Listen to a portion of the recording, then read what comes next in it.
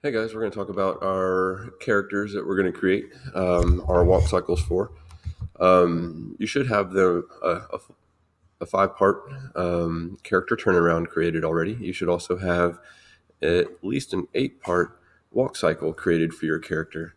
One of the things you're going to end up having to do is draw your character out. Now, there's a couple different ways you can go about this. What a lot of people like to do is start in Animate, and you can draw your character directly into this software. Once you get it into the software, what you want to do is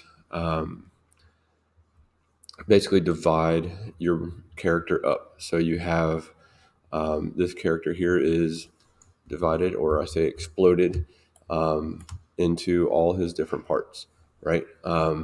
So as you draw a new shape or a new part of your character's body, what you would want to do is create those and convert those into symbols. And in this case, they're going to be converted into a movie clip. So you can see that by this right here. And so once you go into here and you right click on one of your objects, you can go to convert to symbol and make sure that this right here says movie clip. And I would label that body part right here. I already have the hand over here, so I don't need to do it again.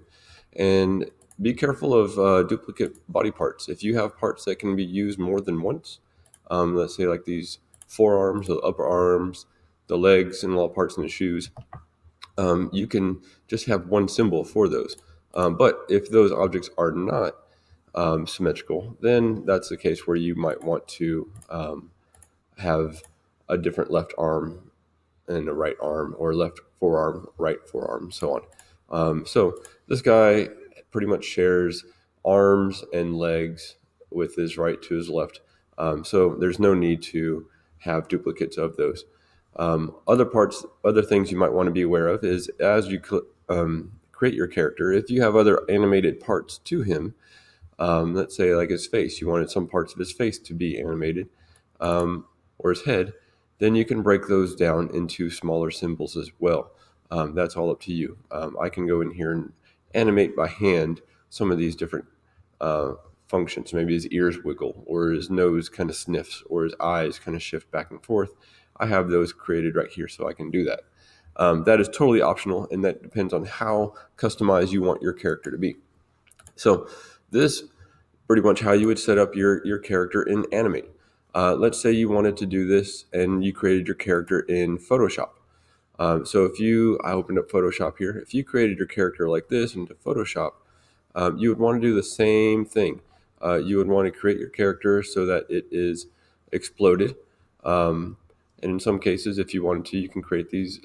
What you would want to do is, if you created it all in one layer, that's great. Otherwise, what you'll end up having to do is break it down into different body parts. So when I turn off this background layer, you'll see these are the parts that I need, because these right here can be duplicated, right?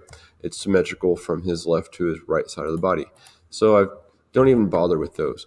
But if you've created it in Photoshop, what you're going to end up having to do is go in and really touch up where the background is, because we don't want the background to come into Animate. We don't need that white background. In fact, we need everything to be transparent first.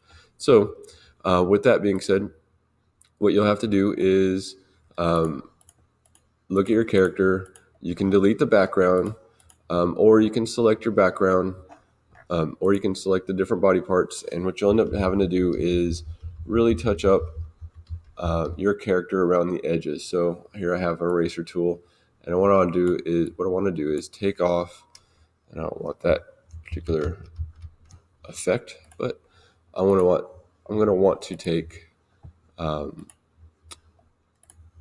my eraser and start to take out these white spaces.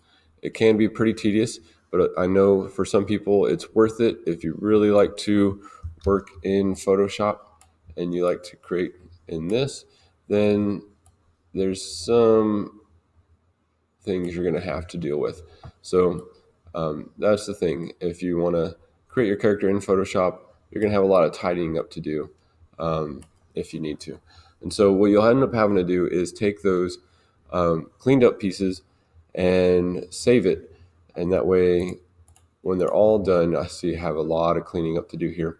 When you bring it into when you bring it into Animate, you're not going to bring in all those extra white pieces, and it's really going to make a difference. Right now you wouldn't really be able to tell because of the white background, but once we get a different colored background in here, then that's when it's really going to make a difference. Let's say your stage is a different color, and so this is pretty clean. I'll show you an example of what that would look like if I were to bring in that Photoshop file before it's been cleaned up. So let's go ahead and do that right now. I'm just going to do action script. I'm going to change this to 1920, my height to 1080, and click OK. All right, I'm going to fit that to my window here. Okay, so let's say I've gotten my Photoshop character. I think he's cleaned up. I know that in this case he really isn't. But what would happen if I go ahead and import this guy into Animate? And once you do get them actually cleaned up, these are the steps you're going to end up taking. So I'm going to Animate. I'm going to File. I'm going to Import to Stage.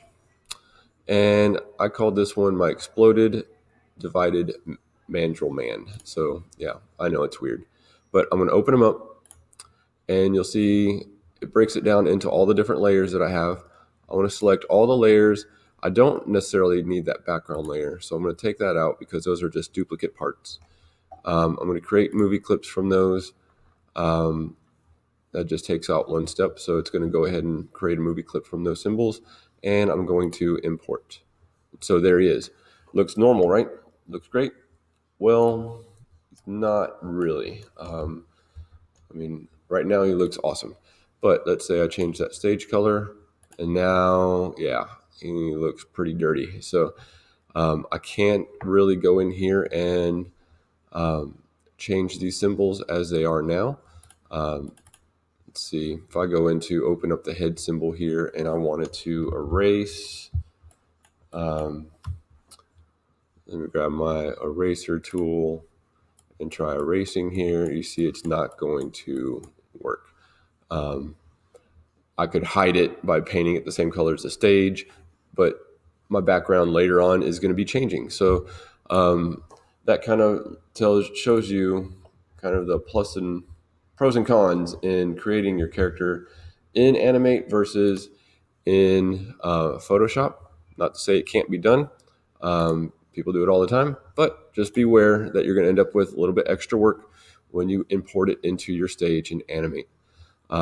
So check the classroom site for the written instructions on how to do what I just did, or just rewatch, pause, and do whatever at your own pace.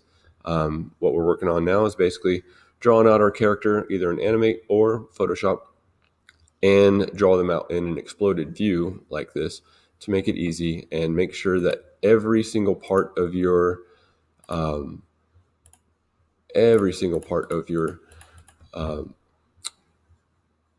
character it has its own movie clip layer, like so.